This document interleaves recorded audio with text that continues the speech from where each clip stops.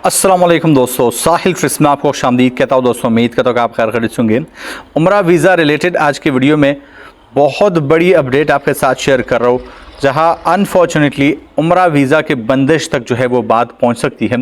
और उम्रा की वीज़े मिलना जो है वो नामुमकिन हो जाएंगे। दोस्तों बहुत बड़ी अपडेट आपके साथ शेयर कर रहा हूँ, तो वीडियो को ध्यान से एंड तक देख लीजिएगा और सपोर्ट के लिए इस वीडियो को लाइक कर लीजिएगा।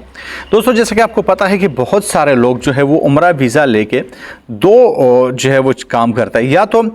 उम्रा वीज़े पे जाके उम्रा करके छुप जाते हैं और गैर कानूनी तरीके से काम करने लग जाते हैं, या जो मोस्ट शॉकिंग जो इस वीडियो का जो है वो हिस्सा है, बहुत सारे लोग स्पेशली उम्रा वीज़ा इसीलिए लेते हैं ताकि वो सऊदी अरबिया जाकर गदागरी जो भीख मांगना है जिसे कहते हैं उसमें जो है वो इन्वॉल्व हो जाते हैं। और ये ऐसा ही नहीं बल्कि ये एक मुकम्मल गैंग होता है जो कि इस चीज़ को ऑपरेट करता है।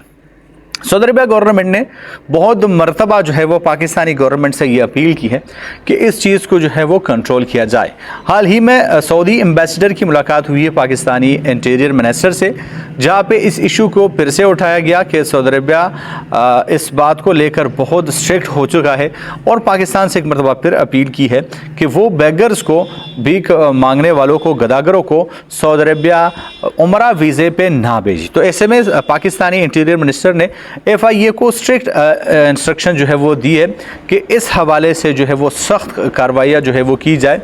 और एक ऐसा कानून लाया जाए, एक ऐसा एक्ट लाया जाए कि जो उम्रा कंपनियां हैं जो उम्रा वीज़े जो है वो देते हैं, उम्रा पैकेजेस देते हैं, उनको इस बात का पाबंद बनाया जाए कि वो जो उम्रा ज़ायरीन है उनके वापसी को जो है वो यकीनी बनाए। तो हो सकता है कि इन फ्यूचर कोई ऐसा सिस्टम आए कि अगर आप उम्रा वीज़ा पे जाना चाह रहे हैं तो आपसे इजाफी जो है वो 3-4 लाख रुपए जो है वो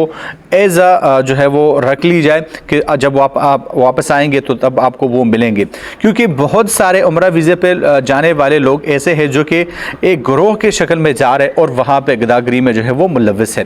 तो ऐसे में पाकिस्तानी इंटीरियर मिनिस्टर ने जो है वो एक नए कानून के लिए जो है वो अब बताया कि एक नया कानून जो है वो बनाया जाएगा और जो एजेंट्स हैं, जो इदारे हैं जो कि उम्रा पैकेजेस देते हैं, उन्हें इस बात का पाबंद बनाया जाएगा कि उम्रा ज़ायरीन की वापसी को जो है वो यकीनी बनाया जाए। तो तब देखते हैं कि अब ऐसा कोई कानून जो है वो कब तक लागू होता है और इसमें क्या क्या प्रोसीजर्स होते हैं और क्या क्या कंडीशंस होती है। तो जैसे वो आता है तो मैं आपके साथ डेफिनेटली शेयर करूंगा। मैं मिलता हूं एक नए वीडियो के साथ, तब तक लीजिए इजाज़त। अल्लाह हाफ़िज़।